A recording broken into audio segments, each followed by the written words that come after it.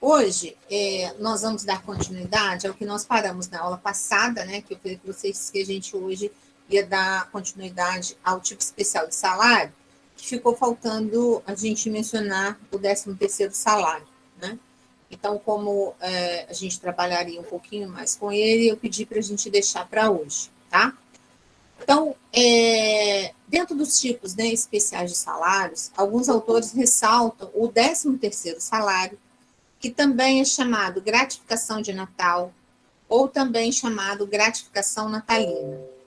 Ao contrário do que nós vimos na última aula, que nós falamos que as gratificações, em regra, elas são, né, facultativas, essa gratificação natalina, ela não é facultativa, é uma gratificação que ela é obrigatória, tá? Ela existe em decorrência da lei que determina que ela seja paga, né, aos empregados uma vez por ano, certo? Por que foi criada, né, ou qual o benefício, né, que se incentivou para a criação do 13º salário? Justamente porque quando a gente está no mês de dezembro, né, para janeiro, são 2 meses em que as pessoas têm uns gastos adicionais. Um gasto maior com o próprio final do ano, né, que as pessoas acabam gastando mais um pouco, mas principalmente com o início aí do período, né, logo após o recesso escolar, do retorno às aulas. Então, é um período em que a maioria das pessoas, elas têm um gasto maior, né, vamos dizer, elas têm uma rotina maior de gastos nesses períodos. Então, o 13º salário, que também vocês vão achar com o nome de gratificação de Natal ou gratificação natalina, ele é pago justamente por conta de ser obrigatório. Então, ele é uma gratificação que é compulsória, tá? A Lei 4.090 de 62, ela traz, né, essa exigibilidade e tem um complemento também na Lei 4749 de 65, tá? Então, essas duas leis, elas versam, né, sobre a obrigatoriedade do pagamento do 13º salário. Então, como é que a gente faz, né, o cômputo dessa gratificação? Essa gratificação, ela vai ser paga com base no salário de dezembro. Então, o salário que for praticado em dezembro é o salário que nós vamos levar em consideração. Para quem ganha, né, por comissões ou ganha, né, outras gratificações, a gente vai achar a média salarial, né? E então, com base nessa média salarial, nós fazemos, então, o depósito do 13º salário. Como é que eu vou chegar à conclusão, né, de quantos avos a pessoa ela teria direito pelo período em que ela trabalhou? A lei faz um corte. A cada 15 dias, né, a cada um mês trabalhado, é 1/12. Mas, nesse cômputo de um mês, se no final, né, sobrarem 15 dias, a lei, então, ela faz uma regra de corte. É o seguinte, né? Então, a cada um mês, a cada 30 dias trabalhados, 1/12. Por que 1/12? A gente tem janeiro, fevereiro, março, abril, maio, junho, julho, agosto, setembro, outubro, novembro, dezembro. Anualmente, nós temos 12 meses, né? E o 13º, diferentemente das férias, ele é pago de janeiro a dezembro. Então, todo mês de janeiro começa um 13º e todo mês de dezembro começa outro 13º. A pessoa entrou na empresa dia 10 de dezembro. Então, ela vai ter direito a 1/12, né? Então, por quê? Porque eu tenho que fechar dezembro e janeiro eu começo tudo novamente. Então, fração igual ou superior a 15 dias, nós vamos computar como mais um mês preenchidos. Essa fração, como eu falei para vocês, ela é importante, né? Quando do término do contrato de trabalho. Por quê? Se naquele término, né, de repente, a fração foi superior a 15 dias, não deu 30, mas deu superior a 15 dias, a pessoa vai ter 1/12 a mais a título de 13º salário, tá? Essa é, vamos dizer, essa é a regra, né, que nós temos que observar quando nós estamos falando em 13º, e também a gente vai ver que isso ocorre no mesmo de férias. Então, fração igual ou superior a 15 dias, 1/12. Fração menor que 15 dias, 14 dias, eu desprezo, eu jogo fora. Poxa, mas eu vou jogar fora? Tinha que ter uma regra de corte, né, gente? A gente não tinha como levar em consideração, né, todos os períodos. Então, no caso do 13º salário e no caso das férias, a gente leva em consideração esse fator de corte, tá? Então, trabalhei um mês, 1/12, trabalhei 2 meses, 2/12, trabalhei 3 meses, 3/12, e assim sucessivamente.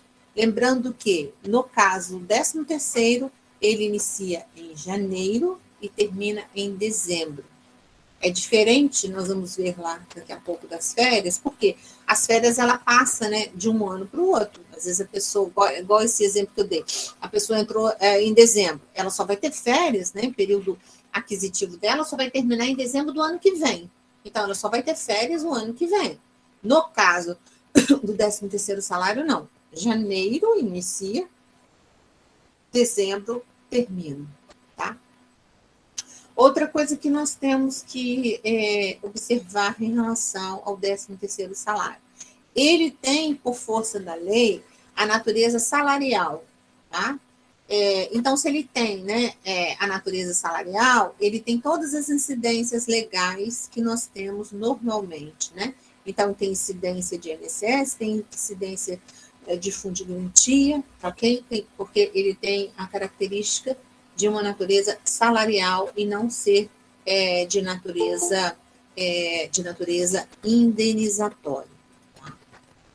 Outra coisa que é relevante, né, quando nós estamos a falar de 13º salário, ele pode ser pago em 2 parcelas, tá? Como é que funciona isso? A primeira metade do 13º salário, ela tem que ser paga entre fevereiro e novembro. Existe também a opção, aí depende, né, no caso, vai depender da política salarial da empresa, né, vai depender da prática, né, que a empresa efetua o pagamento do seu salário, ela pode pagar essa metade, né, desse pagamento, efetuar ele, quando ela efetuar, por exemplo, as férias. O empregado saiu de férias, ela tem a política de antecipar, né, metade, 50% desse 13º salário. Mas o que é importante aí? É importante o seguinte, então eu tenho, né, até 30, eu tenho até 30 de novembro, né, para pagar a primeira parcela, e até 20 de dezembro para pagar a segunda parcela. Vamos supor que na política da minha empresa, a gente antecipa o 13º salário, por exemplo, nas férias, ou pagamos para todo mundo em agosto, setembro. Posso? Posso. Aí, no caso, a gente vai pagar o correspondente a 50%. Nesse meio período, de agosto para cá, a gente teve o aumento salarial por força da norma coletiva, a gente teve esse empregado, ele foi classificado, então o salário dele, que era 2.000, passou a ser 3.000. O que acontece? Como o pagamento, né, o valor de referência que nós devemos levar em consideração é o de mês, né, é o do mês de dezembro, neste caso, o que vai acontecer? Quando chegar, né, na última parcela, eu vou ter que atualizar, eu digo atualizar, no sentido de verificar o quê? A gente tem aí R$1.000 de diferença, né, entre os salários. Então, eu vou ter que fazer esse encontro de contas neste pagamento, nesse segundo pagamento. Lembrando também que este segundo pagamento, ele é um pagamento que normalmente, né, se a gente não teve nenhuma diferença de salário, nada disso, ele vai ser um pagamento menor. Por quê? Porque os consectários de descontos que nós fazemos, né, os descontos legais, eles vão ocorrer a partir do pagamento dessa segunda parcela. Então, por isso é que esse valor, né, ele vai ter, então, as incidências legais. ele então fica um valor menor, mas em termos de percentual, ele vai continuar correspondendo, né, a 50% do salário. Quem tem direito, né, ao 13º salário proporcional? Só uma coisa, né, antes de eu falar no proporcional. A gente tem o que a gente chama de 13º salário, né, integral. Aí o integral é quando a pessoa, né, ela está recebendo 12 dozeavos, ela recebeu, então, a anualidade completa.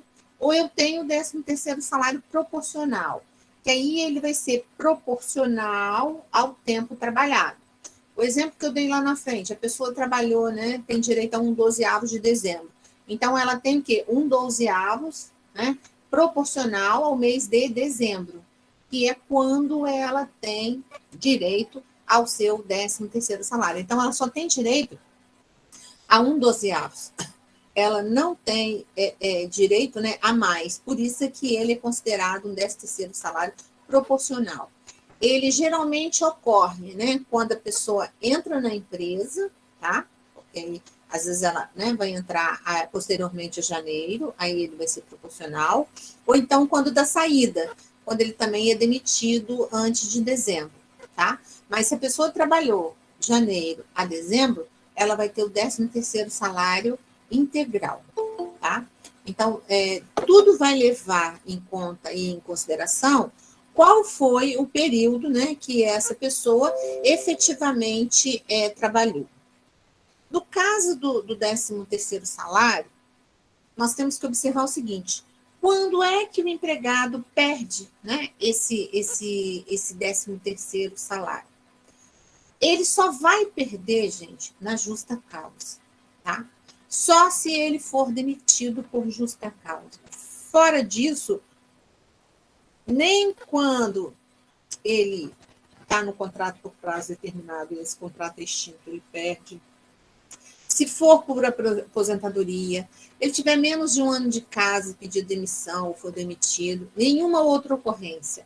A ocorrência de perda do 13º salário, né, proporcional, ele vai ocorrer quando a pessoa for despedida por justa causa. Mas aí eu quero fazer um adendo. Vamos supor que a pessoa, ela trabalhou nós estamos em 21, ela trabalhou 2020, tá? Tinha direito a, sei lá, 6/12 de 13º proporcional de 2020. A empresa está com um problema financeiro, até o momento ela não efetuou esse pagamento. Agora, em 2021, nós estamos em outubro, essa empregada é demitida por justa causa. Aí, qual é o senão aí, né? Ela perderia o 13º salarial, 13º proporcional de 2021 e 2020 ou só o de 2021? Neste caso, ela só vai perder o vigente. Por quê? O 13º salário de 2020, ela tinha que ter recebido até 20 de dezembro. A empresa é que se encontra inadimplente. Então, neste caso, esse 13º salário, né, que ela faz jus relativo a 2020, já foi incorporado a seu patrimônio. Quem está inadimplente é a empresa. Então, não é justo que ela perca, né, o direito a essa proporcionalidade correspondente a 2020, porque isso é um direito que era dela, já tinha como direito adquirido, já deveria ter, já faz, né, parte do seu patrimônio. Quem está inadimplente é o empregador.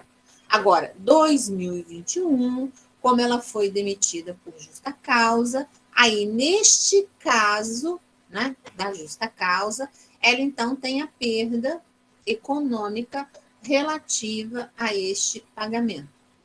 Mas lembrando, 2020 ela recebe normal. Outra coisa que nós vamos estudar lá na frente, quando a gente estudar o aviso prévio, mas só lembrando, o aviso prévio, tá? Mesmo que indenizado, ele projeta-se no contrato de trabalho para todos os efeitos legais. O que isso quer dizer? Isso quer dizer que, durante o período em que a pessoa está, né, ou cumprindo o aviso, ou ela está com aviso prévio, né, indenizado, esse período, 30 dias, 60 dias, 40 dias, que seja o período do aviso dela, ele vai integrar o seu contrato de trabalho para todos os efeitos legais. Então, eu faço a projeção, né? Ah, a pessoa foi demitida, hoje são 13 de outubro, mas o aviso dela é 30 dias. Então, na verdade, eu vou projetar para 13 de novembro. Então, ela vai ter um dozeavos a mais de 13º salário, tá? Todas as vezes que a gente pensar, né, no aviso, nós temos que pensar que o aviso prévio, ele projeta no contrato de projeta-se, né, no contrato de trabalho para todos os efeitos legais, tá? Então, ele vai ter tanto a incidência de férias proporcionais, quanto a incidência do 13º proporcional. Agora, gente, não se esqueçam, por favor, 13º salário, ele é obrigatório, tá? Ele é uma gratificação compulsória. Eu não tenho escolha. E a única condição do empregado perder esse 13º é no caso da demissão por justa causa. Ok? Quando nós falarmos lá nas férias, eu explico para vocês como é que a gente faz esse cálculo, só para vocês terem uma noção. Eu faço a fórmula para vocês. Dúvida, gente, sobre o 13º salário? Alguém tem alguma dúvida? Professora, naquela parte que a senhora falou que perde quando... Só perde o 13º quando a pessoa é o direito adquirido e depois, no exercício seguinte ali, no caso, a demissão 2020 não perderia, né? 2020 não, 2021, quando ele foi mandado embora, sim. Por quê?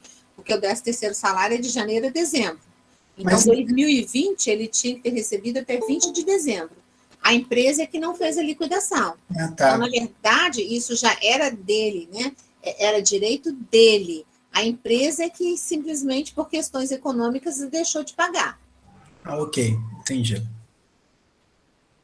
Não, Eduarda. Na verdade, geraria alguma multa administrativa se houvesse uma fiscalização para o FAT, Fundo de Amparo ao Trabalhador. Mas, infelizmente, a gente tem esses problemas, né, quando a gente fala aí no âmbito do trabalho, né? Assim como também o pagamento atrasado do salário não gera nenhuma multa para o empregado, tá? Ao contrário das férias, né? As férias, pelo menos, hoje a gente tem o direito, né? Se não paga dentro do prazo, a um salário. Mas o 13º salário e o salário normal, ele só geraria multa administrativa. Caso houvesse uma fiscalização, mesmo assim, essa multa vai para o Fundo de Amparo ao Trabalhador, para o FAT, e não para o empregado. Ok? Mas, entendeu, Éder? Mais alguma pergunta, gente? Não? Podemos caminhar, então? Bom, então, esses, vamos dizer assim, eram os principais, né, tipos ou espécies, cada autor fala de um jeito, de salário que nós tínhamos. Só que, para a gente poder encerrar, né, de certa forma, essa parte de salário e entrarmos em equiparação, nós primeiro temos que ver essa questão dos sistemas de garantias salariais. Observe o seguinte, gente, também como vamos falar assim, de autor para autor, tá? Isso vai variar. Eu separei para vocês aqui duas formas de proteção. A proteção jurídica quanto ao valor do salário e a proteção jurídica contra os credores do empregado, tá? São duas circunstâncias, né, que nós temos que a própria lei define, né, regras, vamos dizer, regras de proteção. Então, quando nós estamos falando das proteções jurídicas quanto ao valor do salário, a primeira que nos chama a atenção é o princípio da irredutibilidade do valor, né, salarial. Por quê? A própria Constituição, no artigo 7º, inciso 5º, né, ela estabelece que o salário é irredutível, salvo negociação coletiva, ou seja, salvo disposto em acordo com a convenção coletiva. Por quê? Porque quando vem, né, estabelecido por norma coletiva, nós temos, né, uma garantia maior, porque de um lado eu vou ter, por exemplo, o sindicato e a empresa, né, ou do outro lado eu vou ter sindicato, né, ali estabelecendo uma regra, mas que eu tenho, né, junto naquele momento daquela negociação, eu tenho um equilíbrio maior entre as partes, tá certo?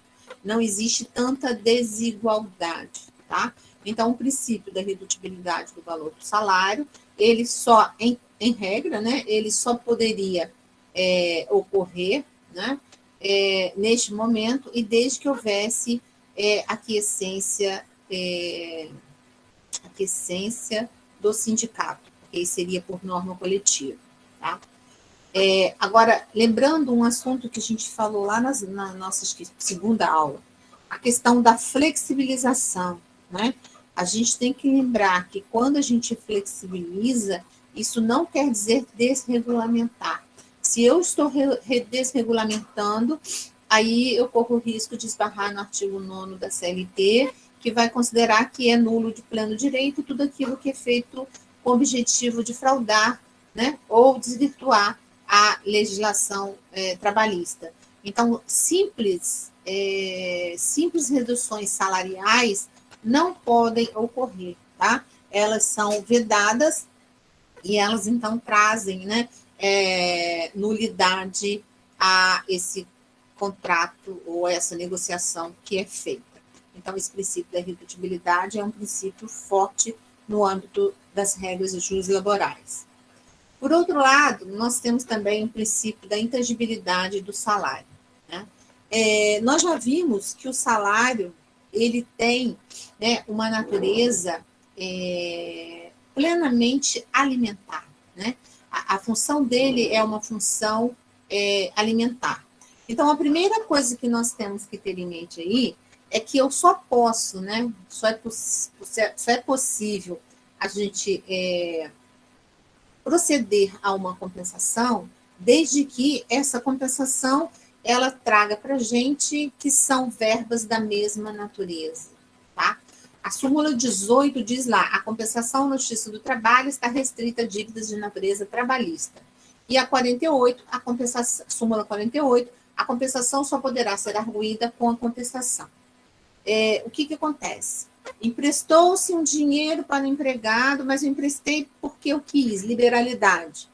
Se esse empréstimo é uma liberalidade e, na verdade, não foi uma antecipação salarial que foi feita a ele, depois eu não posso compensar isso no momento do salário. Eu vou ter que esperar que este empregado venha, né, e me pague fora o desconto, porque em regra, né, porque a gente sabe que isso até ocorre, mas em regra eu não poderia fazer essa compensação, porque a gente estaria falando, né, em verbas de natureza diferentes.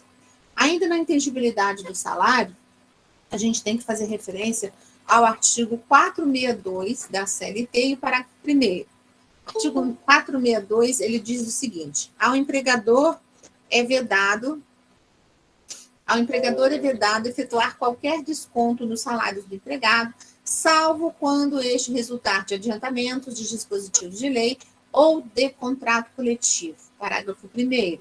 Em caso de dano causado pelo empregado, o desconto será lícito desde que essa possibilidade tenha sido acordada ou na ocorrência de dolo do empregado. Então, qual a condição que se estabelece, né? Todas as vezes que vocês ouvirem falar em desconto no salário do empregado, você tem que ter muito cuidado, você tem que ter muita parcimônia, porque desconto sempre representa, vamos dizer assim, de uma forma geral, é claro, né?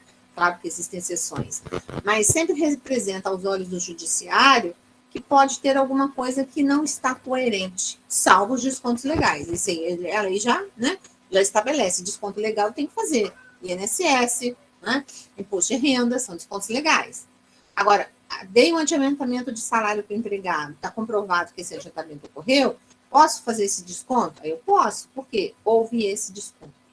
Então, quando é um caso de dano, nós temos que ter em mente que, primeiro, esse dano ele tem que ter sido contratado, né? Ele tem que ter sido acordado previamente. Segundo, mesmo ele estando, pelo que a gente vê assim no dia a dia, né?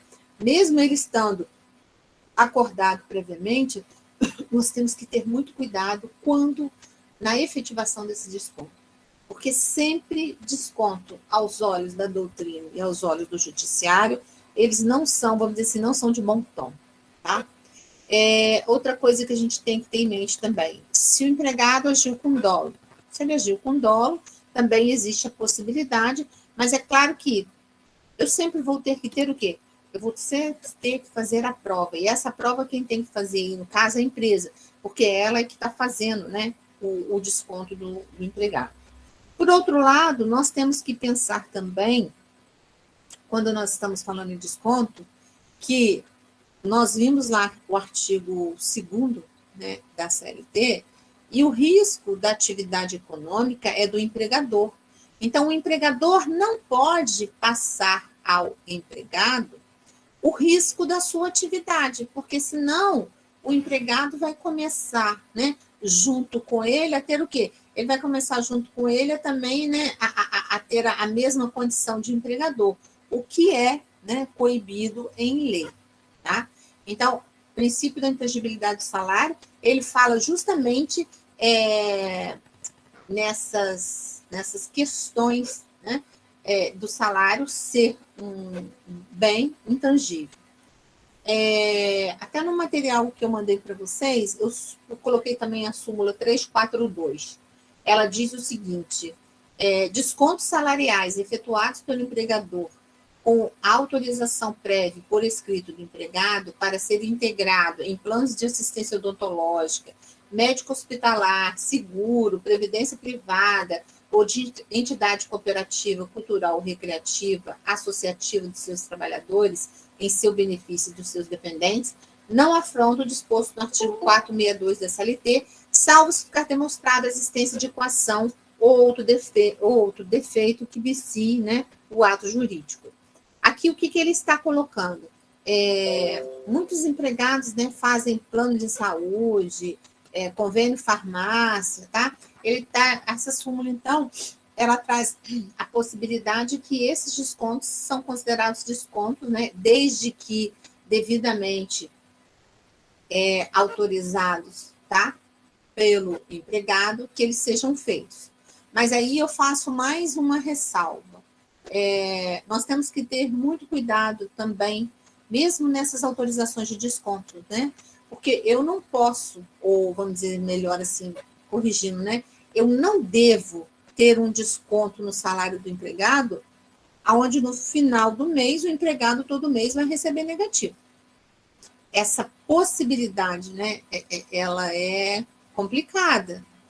Então, porque a gente estabelece alguns parâmetros, 30%, 25%. Então, assim, sempre que se falar, né, em desconto, temos que ter muito cuidado com essa palavra e com esse procedimento junto à empresa, tá? Ele tem que ser feito com muito critério e também tem que ser feito com muito cuidado. Outro princípio que ainda está dentro dessa proteção jurídica, né, quanto ao valor do salário, é a correção automática do salário, ou correção salarial automática. Essa correção, em tese, ela visa o quê? Justamente que o empregado não tenha, né, perda no seu poder de compra, tá? Mas, na verdade, essa correção automática do salário, ela acaba ocorrendo somente quando a gente está falando no salário mínimo, né? Porque quando a gente está falando nos salários normais, isso depende de negociação. E nessa negociação, então, é que vai ficar definido, né, quanto seria o percentual de aumento, tá? Hoje, por exemplo, a gente tem empresas que estão dando 0%, temos empresas que estão dando 2%, temos empresas que estão dando 4%, 3%, né? Nesse momento da pandemia, inclusive, essa correção automática, ela tá um pouco fora, tá, da realidade. Mas o ideal é que toda data de base territorial, o salário ele aumente, né, para que não se perca, né, o poder de compra daquele empregado, porque se a gente não faz as correções, consequentemente ele vai ficando defasado. Se ele ficar defasado, o empregado sofre prejuízos. Quando se fala no patamar salarial mínimo imperativo, é aquela questão, né, do mínimo, do mínimo nacional, do mínimo da categoria. Eu falei para vocês que a gente tem sempre que ter um parâmetro, né? O empregado, quando entra na empresa, mesmo que eu não combine com ele qual é o valor que vai ser praticado a título de salário, a gente vai ver o quê? Essa empresa tem piso salarial, essa empresa tem piso normativo. Ah, não, ela é regida pelo piso nacional, pelo salário mínimo. Então, a gente tem sempre um patamar mínimo, né? E lembrando que, geralmente, esse patamar mínimo, né, esse mínimo, ele vai estar vinculado, né, inclusive, às vezes, dependendo da condição, a uma categoria, né? A gente viu que tem determinadas categorias que elas têm o mínimo da categoria. Então, neste caso também, a gente observaria esse mínimo legal, tá? Então, esse mínimo, lembrando que ele sempre é estabelecido, né? Pelo menos o mínimo nacional ou o mínimo da categoria, para uma carga horária de 220 horas semanais, né? Então, quando a gente fala nesse mínimo, pode ser que a gente tenha, como caso do intermitente, né, respeitar com base, como eurista, né, respeitar, por exemplo, a base com salário, a base salarial dele é com base no salário mínimo daquela categoria, tá? Então, esse mínimo também é importante. Até porque, gente, nunca se esqueçam disso, tá? Quando nós estamos a falar do direito de trabalho em si, né, da remuneração, nós estamos falando um direito que a essência dele é um caráter alimentar. A pessoa precisa, né, para manter a sua vida com dignidade em sociedade, tá? Então, essas seriam, então, as proteções jurídicas em relação ao valor do salário. Nós temos também a proteção jurídica contra credores, que muitas vezes eles se aproximam, né, do que a gente acabou de falar agora. Mas aqui ele está falando especificamente mais voltado ao credor do empregado. Primeira coisa que a gente tem que ter em mente, salário, pelo caráter alimentar dele, ele é uma verba, né? Ele é um valor que é impenhorável. Então, como regra geral, eu não posso penhorar do salário. Ele é impenhorável. Isso é regra, tá? Tem algum caso que pode ser penhorado? Sim, pensão alimentícia. Para pensão alimentícia, né, o juiz pode penhorar, geralmente, o percentual que eles trabalham aí, né, no caso, por exemplo, de uma pensão que se encontra atrás, né, seria de 30% do salário desse empregado, tá? Então, a impenhorabilidade do salário é em relação a isso. Mas a pessoa está devendo muito e tem um bom salário, posso penhorar o salário? Não. Aí alguém, assim, tem dúvida, né? Poxa, mas quando ele cai no banco, o banco penhora. Mas aí ele deixou de ter a característica de salário, porque ele entra numa conta normal. Se ele tiver na conta salário, não vai ser penhorado. Agora, quando ele entra na conta corrente do banco, né? Eu, quando fiz essa conta com o banco, eu já admiti, né? Eu já dei a possibilidade de haver esse desconto. E ele perdeu, em tese, essa característica de salário. Posso tentar embargar, pedir ao juiz para liberar, comprovar, né, que é o meu modo de sustento? Posso. O juiz pode liberar? Pode. Aí vai depender do entendimento do juiz, ok? Mas, regra geral, o salário, ele é impenhorável. Não adianta eu entrar com uma execução e pedir ao juiz para ir lá e penhorar o salário do empregado, que ele não vai autorizar. A não ser que seja um caso, né, ligado à pensão alimentícia. Okay? Restrições à compensação. Na verdade, as restrições à compensação, nós já falamos, né, quando nós falamos aqui sobre a questão da intangibilidade do salário, tá?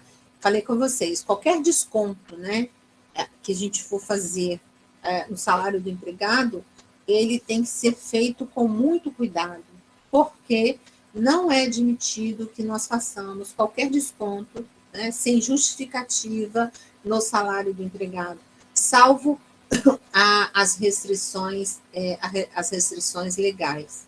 Tá?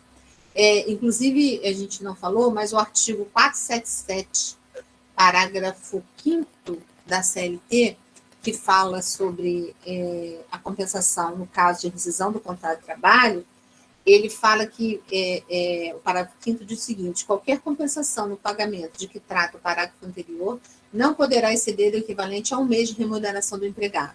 Então, observe o seguinte, ele inclusive estabelece, né, uma regra que no caso de rescisão do contrato de trabalho, o máximo que eu poderia compensar, né, no salário do empregado seria o valor no máximo de um salário deste próprio empregado. Fora disso, eu não poderia. E mesmo assim, lembrando, sempre poderia, né, compensar verbas da mesma natureza, ou seja, vinculadas a essa relação, né, de emprego que essa pessoa tem. Fora disso, eu não posso. O critério de correção automática, a gente já falou, né?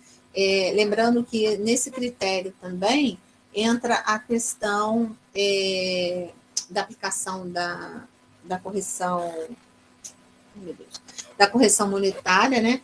Tanto nos créditos quanto nos débitos trabalhistas. Hoje, inclusive, há um entendimento diferente no âmbito da Justiça do Trabalho e caiu bastante, né, a critério de correção agora de uma reclamação trabalhista, tá? Muito mesmo. A questão da inviabilidade da cessão do crédito salarial, o que significa isso? Se eu tenho um contrato, tá? Eu tenho um contrato lá com o Heber, aí eu estou devendo o Heber. Ele pode, né, pegar esse crédito que ele tem para comigo e ele pode fazer uma cessão de crédito, vender esse crédito para uma pessoa, passar esse crédito para uma pessoa. Banco, né, costuma fazer muito isso, comprar tanto o crédito quanto o débito. Isso é normal na área, né, do direito das obrigações. Mas no caso do direito trabalhista, não se tem a admissibilidade de cessão de crédito salarial, certo? Eu vou pegar meu crédito, né, e vou ceder ele para um terceiro. Esse terceiro, de repente, todo mês me antecipa o salário e ele recebe no meu lugar. Isso não existe. Eu não tenho como fazer cessão, tá, do crédito do meu salário.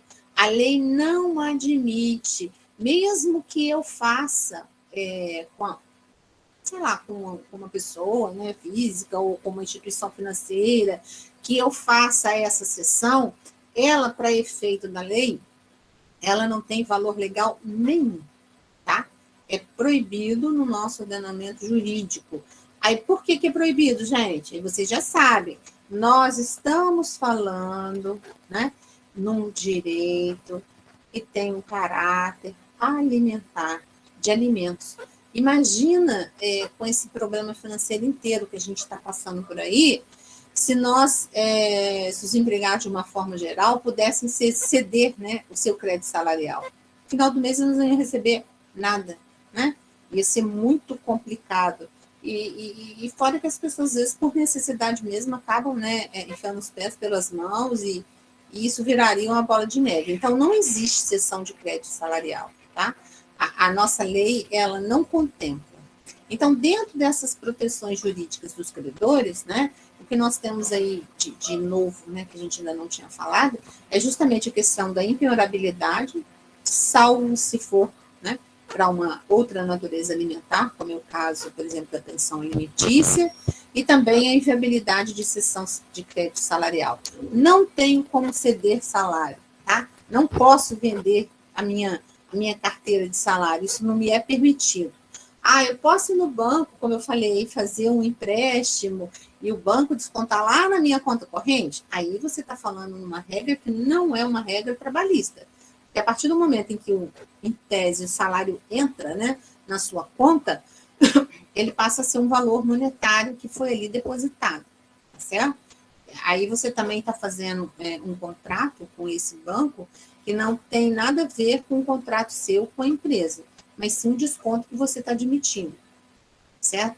Então, essas condições, sempre que vocês pensarem em verbas de salário, em verbas salariais, a gente tem que ter muito, muito cuidado, porque qualquer desconto que você faça, né, que possa redundar em prejuízo ao empregado, é igual bumerangue, vai ir, mas vai voltar. Ele vai entrar com uma reclamação trabalhista, e o entendimento aí que a gente acompanha pela doutrina é no sentido de que você tem que ter muito cuidado quando você faz, né, esse tipo de desconto, tá? Você tem que ter um critério definidor muito claro, porque senão você não consegue sustentar esse desconto. Bom, gente, dúvidas sobre o que nós falamos agora? Alguém quer? Porque eu vou agora passar para a equiparação salarial. Alguma dúvida? Não? Deu para entender legal? Então, deixa eu só mudar o slide aqui, só um minutinho, por favor.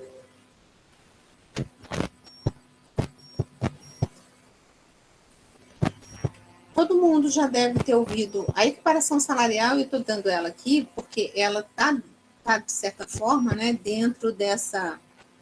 Peraí que eu vou ter que... Ela também é uma forma, né, que envolve a remuneração do empregado, tá?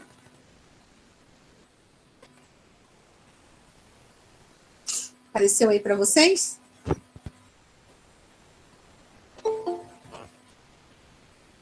Sim, senhora. Tá bom. Então, vamos lá. Então, equiparação salarial. Equiparação salarial, primeiro, é uma das ações mais caras que nós temos, né, no âmbito da Justiça do Trabalho. Por que é uma ação cara? É uma ação cara porque ela envolve, né, necessariamente, claro, se ganha uma ação, né, ela envolve que você tenha que pagar, né, a diferença de salário decorrente dos últimos 5 anos, né? Então, você vai pagar aí de janeiro a dezembro, mais o 13º, mais as férias, mais algum abono que esse empregado tinha, mais o recolhimento do INSS, mais o recolhimento do fundo de garantia. Então, é uma ação que é cara, tá? Nesta ação, quando a gente fala numa ação de equiparação salarial, a gente está se baseando no princípio da isonomia, né? Trabalho igual, de igual valor, com a mesma produtividade, ele tem que ter o mesmo pagamento, ele tem que ter a mesma fundamentação legal. Então, quando nós falamos na equiparação salarial, nós estamos falando o seguinte: eu tenho, de um lado, um reclamante que vai me indicar um paradigma, tá? Ele vai me indicar um outro colega de trabalho que trabalhe como ele, nas mesmas condições, e que receba mais do que ele, sem uma justificativa legal. Então, esse reclamante, quando ele reclama, ele vai estar indicando, né, aquela pessoa a quem ele quer se igualar, é o seu paradigma aí no sentido de parâmetro, né, é quem ele está se equiparando, tá? Para que ele ganhe igual. Agora, o que acontece? Basta eu querer ganhar igual? Não. Na verdade, nós temos que preencher os requisitos que estão previstos no artigo 461 da CLT. Temos também a súmula 6.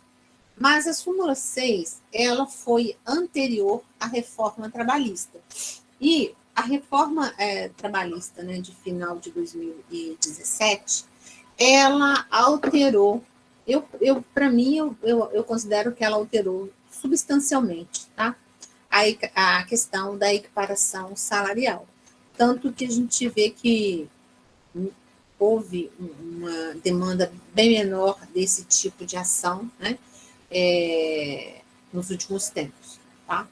Então, o artigo 461 vai estar trazendo para a gente quais são os requisitos que nós temos que observar quando nós estamos a falar de equiparação salarial. Então, como é importante, eu vou ler para vocês o artigo 461, tá? Sendo idêntica a função a todo trabalho de igual valor, prestado ao mesmo empregador, no mesmo estabelecimento empresarial, corresponderá a igual salário, sem distinção de sexo, etnia, nacionalidade ou idade. Parágrafo 1º. Trabalho de igual valor para os fins deste capítulo será o que for feito com igual produtividade e com a mesma perfeição técnica entre pessoas cuja diferença de tempo de serviço para o mesmo empregador não seja superior a 4 anos e a diferença de tempo na função não seja superior a 2 anos. Parágrafo 2º. Os dispositivos deste artigo não prevalecerão quando o empregador tiver pessoal organizado em quadro de carreira ou adotar, por meio de norma interna da empresa ou de negociação coletiva, plano de cargos e salários, dispensada qualquer forma de homologação ou registro no órgão competente, ou órgão público. Parágrafo 3º. No caso do parágrafo 2º deste artigo, as promoções poderão ser feitas por merecimento e por antiguidade, ou por apenas um desses critérios dentro de cada categoria profissional. Parágrafo 4º. O trabalhador readaptado em nova função por motivo de deficiência física ou mental, atestada pelo órgão competente da Previdência Social, não servirá de paradigma para fins da equiparação salarial. Quinto, a equiparação salarial só será possível entre empregados contemporâneos do cargo ou na função, ficando vedada a indicação de paradigma remoto, ainda que o paradigma contemporâneo tenha obtido a vantagem em ação judicial própria. Parágrafo 6º. No caso de comprovada discriminação por motivo de sexo ou etnia, o juízo determinará, além do pagamento das diferenças salariais devidas, multa em favor do empregado discriminado no valor de 50% do limite máximo dos benefícios do regime da Previdência Social. Então, vamos lá. Quais são, então, os requisitos que nós devemos observar quando nós estamos a falar em equiparação salarial? Primeiro, ele tem que exercer a mesma função. Então, tanto o reclamante quanto o paradigma que ele indicou tem que estar exercendo a mesma função. Tem que estar exercendo a mesma função para quem? Para o mesmo empregador, certo? Assim como na mesma localidade. E mesmo empregador, vou até acrescentar aqui, ó. A gente viu lá que ele fala, inclusive, no mesmo estabelecimento.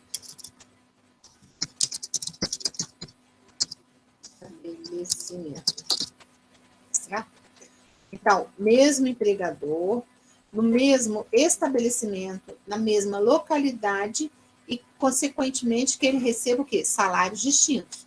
Esse mesmo estabelecimento, ele também é uma novidade, tá? Ele não existia, bastava para o mesmo empregador. Então, além da mesma localidade, ele fala no mesmo estabelecimento.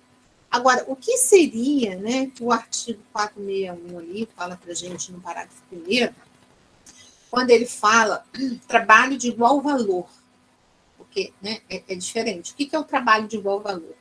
Hoje, o trabalho de igual valor é aquele que é exercido com a mesma produtividade, tá? Ou seja, os empregados têm que produzir da mesma forma, têm que produzir igualmente, né? Mesma perfeição técnica. Olha, às vezes você vai achar um empregado que ele produz muito, mas quando você pega, né, o trabalho que ele produziu, você tem que refazer tudo de novo, né? Porque faltou perfeição, faltou um terminar mais trabalhado, então tem que ser mesma produtividade e também a mesma perfeição técnica. Mas além da mesma produtividade e da perfeição técnica, ele estabeleceu aí 2 prazos, tá? Ele diz o seguinte: cuja diferença de tempo de serviço para o mesmo empregador não seja superior a 4 anos, e a diferença de tempo na função não seja superior a 2 anos. Antigamente, a gente só tinha esse tempo de 2 anos, tá certo? Isso quer dizer o seguinte: não adianta eu indicar, né, um paradigma que ele exerça essa função a menos, né, de 2 anos. Ele tem que exercer, né, por um período de 2 anos para a gente poder configurar a equiparação salarial. Assim como ele fala em relação ao tempo de serviço do empregador, não seja superior a 4 anos. Se for superior a 4 anos, ele não serve de paradigma. Isso aí travou várias, né, e várias equiparações, porque antigamente você pegava um empregado que já trabalhava na empresa 10, 15, 20, 16 anos, e você então trabalhava com ele como sendo, né, o seu parâmetro, o seu paradigma. Então, hoje, eles estabelecem essas regras para que elas sejam, né, respondidas. A primeira coisa que o juiz faz numa ação de equiparação salarial é determinar a perícia. Quando ele determina a perícia, a primeira coisa que ele faz nessa perícia é pedir que o perito, que dependendo, geralmente depende muito, né, do tipo de perícia, mas ele escolhe muitos contadores, neste caso aqui, né, da equiparação salarial, eles colocam muito contadores, economistas, administradores para fazer esse tipo de ação, mais contadores. A primeira coisa que ele estabelece é que o senhor perito veja, né, se ele cumpriu as exigências dos requisitos estabelecidos no artigo 461. O perito pode chegar lá e pedir que o empregado, por exemplo, o empregado, né, que está reclamando, o reclamante no caso, e o paradigma operem, por exemplo, a máquina, pode. Ele é perito, ele está ali como um gamanos do juiz, então ele está ali fazendo essa perícia, né? Aí eu posso indicar um assistente técnico, tanto o reclamante quanto a reclamada, para acompanhar a perícia? Devo, tá? Aí fica a critério, né? Se a empresa quer ter um custo adicional ou não. Às vezes a empresa tem um empregado que pode fazer este acompanhamento, tá?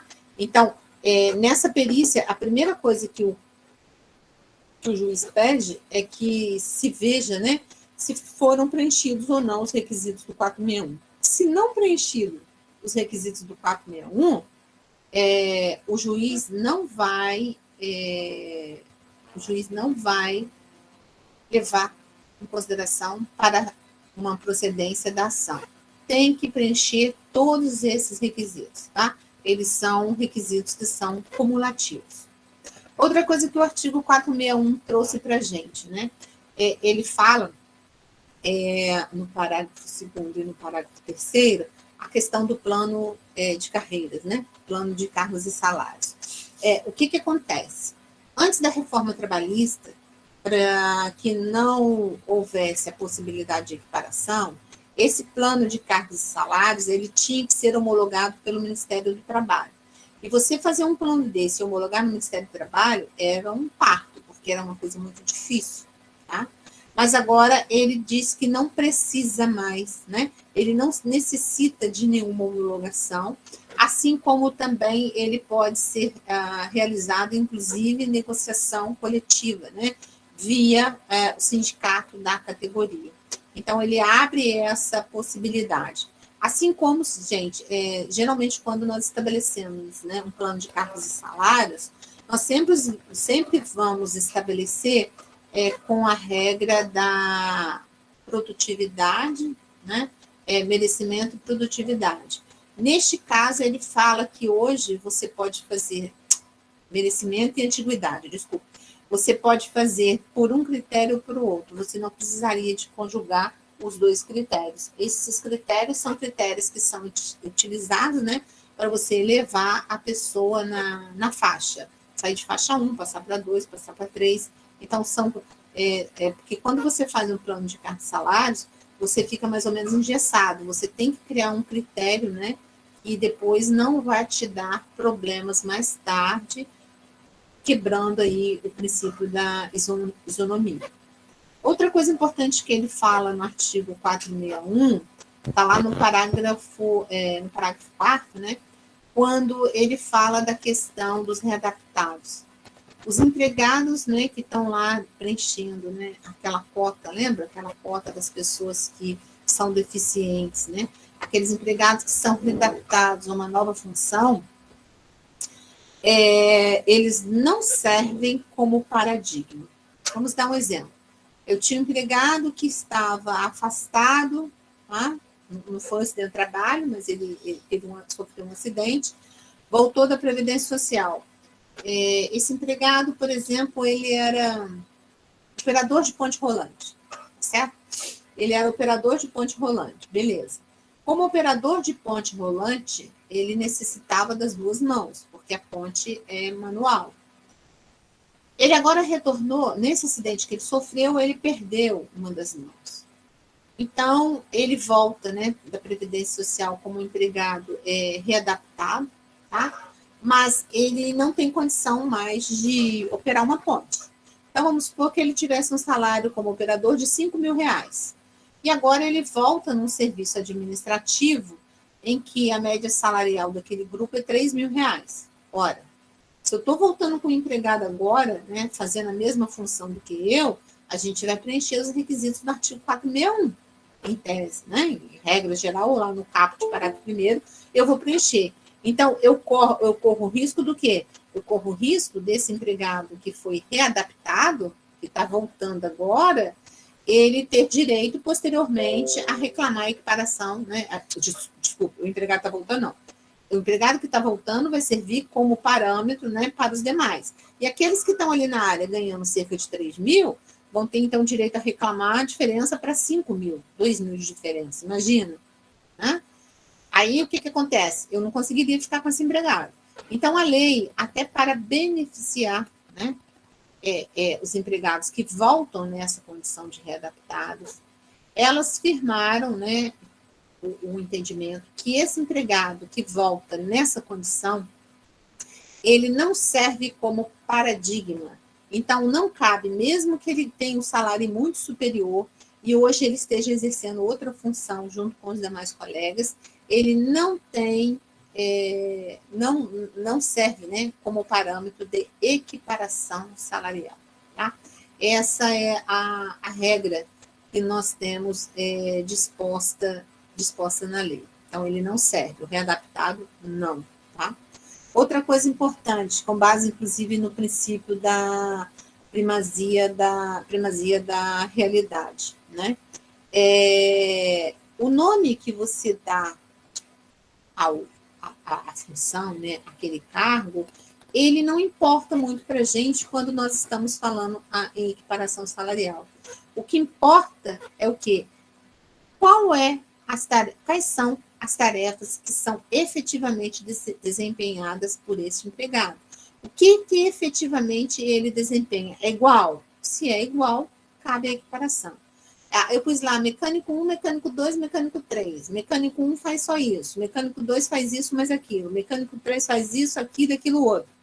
Beleza, está escrito no papel. Mas se eu estou cumprindo direitinho, ou, na verdade, o mecânico 1 está fazendo o que o mecânico 2 e o mecânico 3 faz. Se ele está fazendo o que 1, 2, 3 faz, na verdade, é uma equiparação salarial.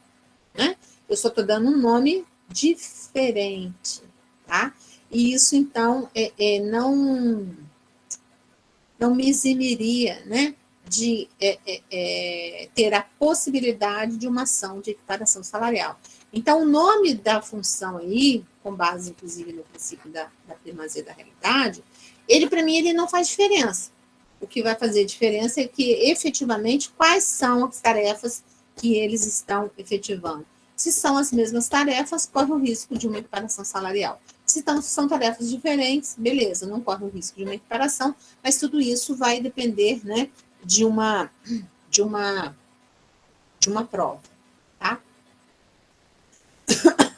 Por isso que eu falei para vocês, inclusive, que a gente tem que se basear, né, às vezes, na ação de equiparação salarial, na perícia, porque a perícia vai justamente verificar o quê? Qual a situação em loco, né? A situação em loco, ela demonstra para a gente se a realidade daquilo que a pessoa está reclamando, ela é verdadeira ou não, tá? Outra coisa que a gente tem que observar, né? Aí, no caso, nós temos direito à diferença salarial, no caso de equiparação salarial, aos últimos 5 anos, né, da data que eu dei entrada na ação. Então, esse é o tipo de ação que a pessoa saiu do trabalho, imediatamente ela deve entrar uma ação de equiparação salarial, porque cada dia que ela aguardar é mais um dia de prescrição que ela perde, tá? Ou seja, mais um dia, né, de diferença de salarial que ela perde com todos os consequitados. Outra coisa importante, a súmula 6 do TST, embora eu acho que algumas coisas dela, né, acabam se confrontando, como é o caso, por exemplo, do plano de cargos e salários, tá? Que ela entende que, em tese, ele teria que ser homologado, ela estabelece que, no caso da ação de equiparação salarial, o ônus aí, no caso, é do empregador. Então, o que acontece? Geralmente, quando o empregado pede um tipo de ação dessa, né, o juiz vai determinar a perícia e ele determina, né, que a empresa efetue o pagamento antecipado do perito. Tá? E depois, na sentença, se essa ação for julgada improcedente, ele manda, né, haver o ressarcimento do valor da perícia. O que é difícil, porque muitas das vezes, né, o empregado não tem condições, né, de bancar. Você vai executar, mas você não tem que executar. Então, há um entendimento no judiciário que, no caso, o ônus de fazer essa comprovação desse fato, né, modificativo, impeditivo, é justamente do empregador. Tá? Professora. Oi. Essa questão que você falou da perícia, né? Se o empregado ele comprovar que ele não tem como pagar, ele comprovar não, se ele for se executar, né? Se mandarem ele pagar, mas ele não tiver como, vai ficar devendo, é um título. Vai ficar devendo lá. Não vai pagar, mas ele vai ficar, é como se ele ficasse com uma dívida. E pode tirar o nome dele, pode gerar prejuízo para ele? Poder até pode pedir para colocar no banco de devedores, entendeu? Ele não vai pagar, mas é uma dívida, né? Fica uma dívida lá inscrita que ele deve. Em tese, as empresas saem sempre no prejuízo, entendeu? Mas é uma dívida que você tem para com a empresa, e quando o juiz dá a sentença, é uma sentença, por exemplo, que você pode ir no cartório e protestar a pessoa. É uma dívida como outra qualquer. Só que a maioria das empresas acaba deixando para lá, né? Entendi. Pode, tipo assim, ele tem um carro, pode pegar... Pode. Pegar os bens? Pode executar, ué. É o que eu estou acabando de falar, é uma dívida. Ele pode pedir o juiz para executar dentro do próprio processo. Entendi. Outra coisa importante que nós temos quando nós falamos de equiparação salarial é que antigamente se tinha um entendimento, né, que a gente, os casos, né, de trabalho intelectual, como é o caso, por exemplo, do advogado, não caberia uma ação de equiparação salarial, tá? Mas isso já caiu por terra há muito tempo. É claro que é possível a equiparação do trabalho intelectual, inclusive a súmula 6 também fala, tá? Eu coloquei isso lá no material, depois vocês olham a súmula 6. Ela fala nessa possibilidade. É claro que você pode, né? O fato do trabalho ser intelectual, você tem como avaliar, né? Com outros critérios, você tem como avaliar a perfeição técnica, produtividade, às vezes não, mas existe essa possibilidade, tá? Então, qualquer tipo de trabalho, não só o trabalho manual, né? Mas também o trabalho intelectual, ele é passível de equiparação salarial. Tá? E como eu reforço para vocês, a ação de equiparação salarial, ela é uma das ações mais caras que nós temos. Por quê? Vai ser relativa, né? Mesmo que o fato tenha ocorrido lá atrás, mas a diferença de salário, ela né? Ela é retroativa. Então, esse fato aconteceu 10 anos atrás, mas eu estou tendo essa perda desde 10 anos, eu vou reclamar agora e vou ganhar os últimos 5 anos. Lembrando que, como é uma verba de natureza salarial, ela tem todos os consectários, recolhimento de INSS, recolhimento de fundo de garantia, né? Incidência de imposto de renda, tá certo? Então, além da diferença de salário, né, mensal, você ainda tem todo, né, sobre 10º, sobre férias, sobre algum abono que você tenha ganho, sobre alguma gratificação que tenha sido vinculada a um salário. Então, entra junto com todo esse ponto, tá? Então, quando nós estamos a falar em equiparação salarial, a gente tem que ter muito cuidado. E é um tipo de ação que sempre vai pressupor uma equiparação, um perito, né? Vai pressupor uma prova técnica, uma perícia técnica, e esse perito, então, ele vai, né, até o local, as partes podem indicar, né, o assistente técnico, você vai apresentar os seus quesitos, o juiz, como eu falei para vocês, eles geralmente fazem referência, né, a que seja respondido se preencher os requisitos do artigo 461, mas nada impede também que ele, né, elabore quesitos e coloque na ata, tá certo? Hoje, para o juiz dar uma gratuidade, está muito difícil, às vezes você até poderia ganhar, mas no caso da equiparação, o juiz já determina direto à empresa, ele nem vê essa possibilidade nesse momento de gratuidade, não, ok? Ele já determina direto que a empresa faça. Tanto que uma ação de equiparação salarial, vamos dizer assim, boba, ação de, sei lá, de um vendedor, né? Ou de um cara que trabalha numa indústria. Os peritos têm cobrado, em média, R$ 2.900, R$ 3.600. Então, às vezes, compensa a empresa, né? A não ser, claro, às vezes não vale a pena você fazer, né? Até o Christian falou isso há um tempo atrás da nossa aula, porque você pode abrir um precedente, né? O que é abrir um precedente? Outros depois virão, se você concorda, né? Muito fácil. Mas às vezes é mais fácil você fazer um acordo, dependendo do valor, do que você ficar sujeito a uma perícia técnica. Mas aí tem que ser uma avaliação que o advogado, né, vai fazer, vai expor para o seu cliente, e muitas vezes, quando a gente expõe para o nosso cliente, ele também não aceita, né? Porque assim, gente, um dos problemas grandes, né, que o advogado sofre é que o cliente sempre quer ter razão. E muitas vezes ele não tem razão. Então, isso leva a alguns problemas, né, de ordem técnica, né? Você expõe e, na verdade, quem vai decidir sobre o risco, porque o risco não é nosso. Muitas vezes a gente até fica, né, chateado, mas o risco não é nosso, o risco é daquele que está nos contratando. A nossa obrigação é colocar para eles quais são os riscos. E eles, então, é que, né, definirão se querem ou não correr o risco. Até porque isso tudo envolve custo, né? E quando envolve custos, geralmente as empresas são algumas bem mais cautelosas. E além de abrir, o problema às vezes da equiparação salarial não é nem só o custo, mas é principalmente abrir um precedente. E abrir um precedente, às vezes, dentro da empresa, é abrir um problema sério, porque aí depois, com certeza, outros empregados virão. Então, ao invés de você ter uma ação, você pode aí estar com 10, 15, 5, 6, aí complica. Ok? Vamos lá, dúvidas? Eu vou disponibilizar o material para vocês. Alguma pergunta? Não? Só isso, já? Professora, Oi?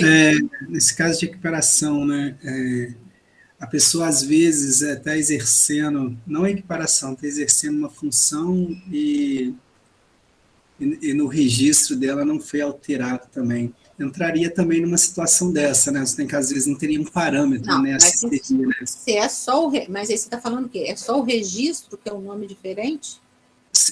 A pessoa está exercendo uma função totalmente diferente daquilo que está registrado na carteira, né? Aí ela pode, dependendo do tipo de ação, pedir só uma reclassificação. Mas a reclassificação, aí no caso o salário também está condicionado, né? A reclassificação... Ela está recebendo errado também. Também. Mas ela vai ter um paradigma? E como Então, é que você sabe que ela está recebendo errado? É por causa da média, né? Que tem no local. Como existe assim? existe uma média salarial, entendeu? O dela é bem abaixo. Mas aí, então, não sei, teria que estudar difícil, isso, porque né? uma reclassificação, mas ela não tem plano de cargos e salários, tem?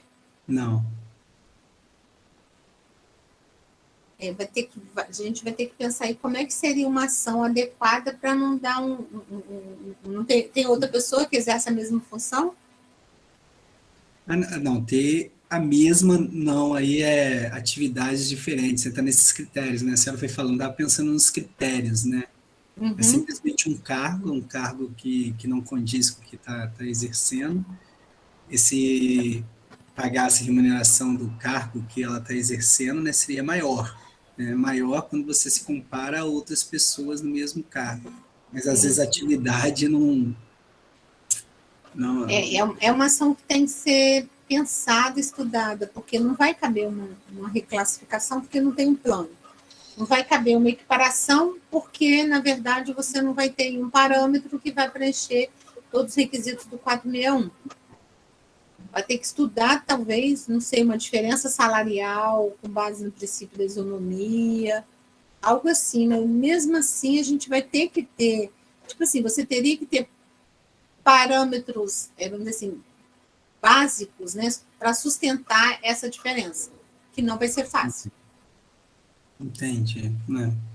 E hoje, o maior problema que nós temos hoje é que, como a Justiça do Trabalho, né, com a reforma trabalhista, o empregado hoje também tem que pagar a sucumbência, então, esses tipos de ações, às vezes, se você não tiver uma prova contundente, é melhor não entrar, porque senão você fica devendo e pode ser executado. É, Então, assim, a gente hoje tem muitas ações que são temerárias. Outro dia mesmo um rapaz queria que eu fizesse uma ação para ele, falei com ele, olha, eu posso fazer, mas você vai assinar um documento aqui para mim sabendo que é uma ação temerária. Se tiver a sucumbência, você tem que arcar com a sucumbência. E é alta. Né? No caso dele, seria uma ação alta. Aí ele, não quero correr o risco. Falei, sem risco nenhum, não tem jeito. eu sei que não pode pagar, né, professor? Mas você sabe que eu fiquei sabendo que tem alguns escritórios aí que estão bancando, mas aí o cara tem que ter muita bala na agulha, né? Pô, tem que confiar muito no processo e tem que ter muita bala na agulha, né? Para E se não, perder não dá. aí. Você confiar no que o judiciário, qual vai ser o entendimento, eu sinceramente não tenho essa credibilidade. Quantas vezes você sai da audiência e fala assim, pô, ganhei ação. Aí vem o resultado, perdi. Pô, perdi a ação. Aí você ganhou. É muito complexo isso, né? Nunca você tem como afirmar 100% de garantia. Você mesmo pode até achar, mas você falar para o seu cliente, te garanto 100%, eu não faço isso, porque depois ele não vai entrar com uma ação de responsabilidade civil dizendo aí que eu, né, desviei ele da perda de uma chance. Não quero não.